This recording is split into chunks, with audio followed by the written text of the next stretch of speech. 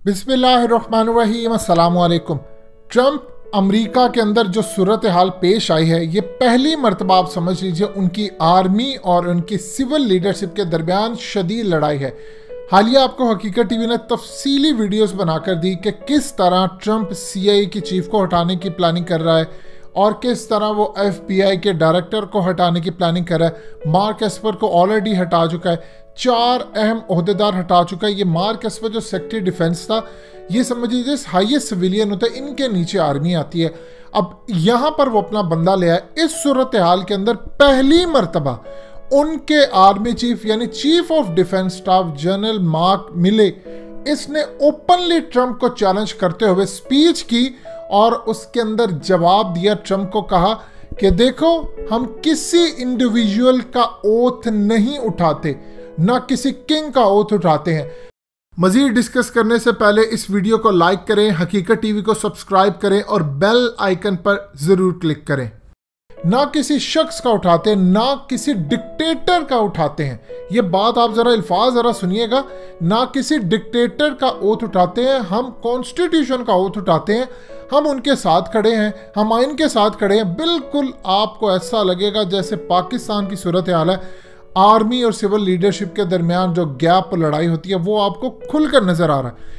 ये बात army chief ने ओपनली कह दी है कि यानी क्लियरली उन्होंने कह दिया कि हम ट्रंप के अहकामात नहीं मान रहे, हम तुम्हारे इंडिविजुअल अहकामात नहीं मान रहे, तुम 70 दिन के मेहमान हो। हम अगर अहकामात मानेंगे तो हर सूरत अपने आइन के मुताबिक दिए गए मामलात के अहकामात मानेंगे, इंडिविजुअल हमने नहीं करना। ये आपको ऐसी सिचुएशन लगेगी जैसे पाकिस्तान की है कि आर्मी चीफ ओपनली सदर को कह रहा है कि मैं तुम्हारे अहकामात नहीं मानूंगा। इस सूरत हाल के अंदर वो दिन याद की थी जब ट्रंप ने इसको अपॉइंट किया था और उसके बाद ये जनाब ओथ उठा रहे थे और ओथ उठाते हुए बातचीत करते हैं कि मैं वफादार रहूंगा। उस वक्त तो ये ट्रंप को भी वफादारी का यकीन दिला रहे थे, ओथ तो उठा रहे थे अपने आइन का, लेकिन उस वक्त साथ साथ ट्रंप का भी शुक्रिया अदा कर रहे थे। और आप ये देख लीजिए कि अब उन्होंने ट्रंप के खिलाफ जाकर क्या बात की। उन्होंने कहा कि अफगानिस्तान के अंदर से जो फौजें निकालने का ट्रंप ने फैसला किया है, ये फैसला बिल्कुल गलत है।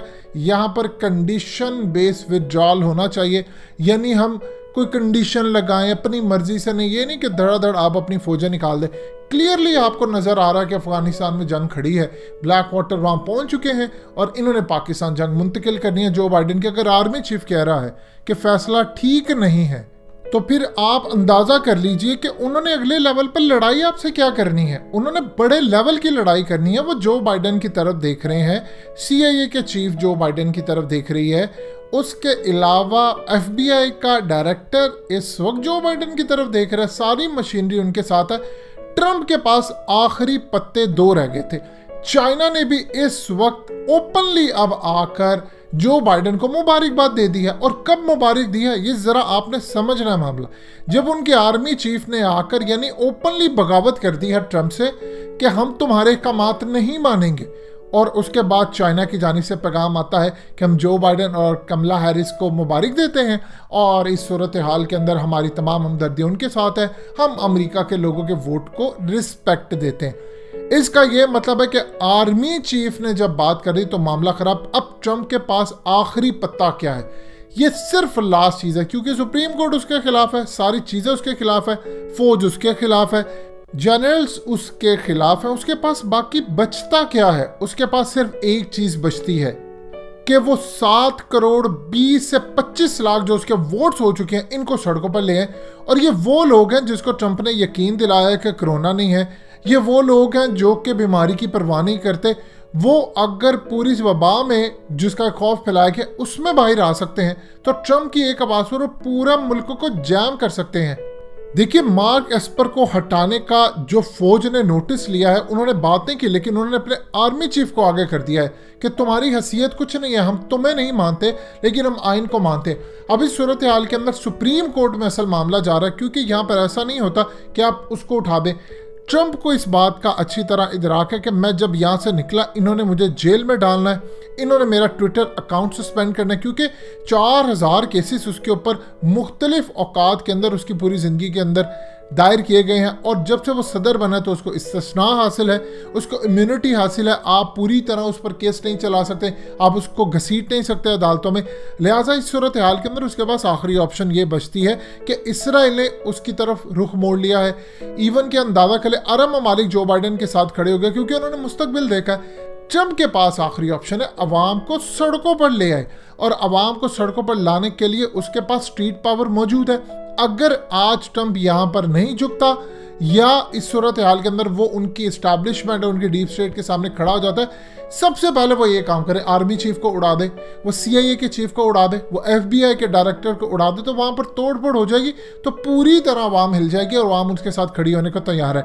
वहां के लोग देख रहे, उन्होंने देखिए कभी ये तमाशे नहीं देखे, ये सारी जिंदगी इन्होंने ये तमाशे कहाँ पर किए?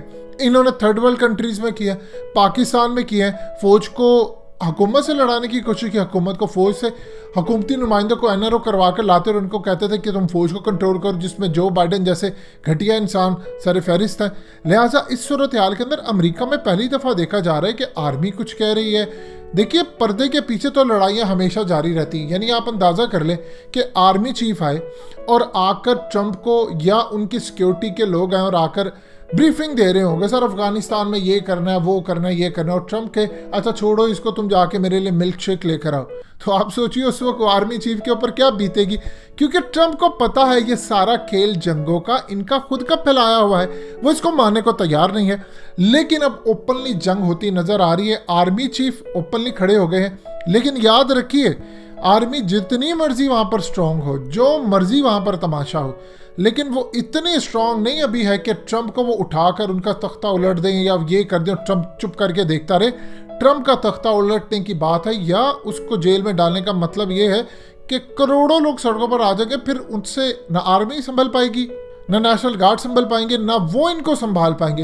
एक दूसरे के ऊपर जब चढ़ दौड़ेंगे तो दुनिया वही तमाशा देखेगी जो हमेशा ये दूसरे मुल्कों में करते आए हैं और आज इनके अपने मुल्क में होने जा रहा है।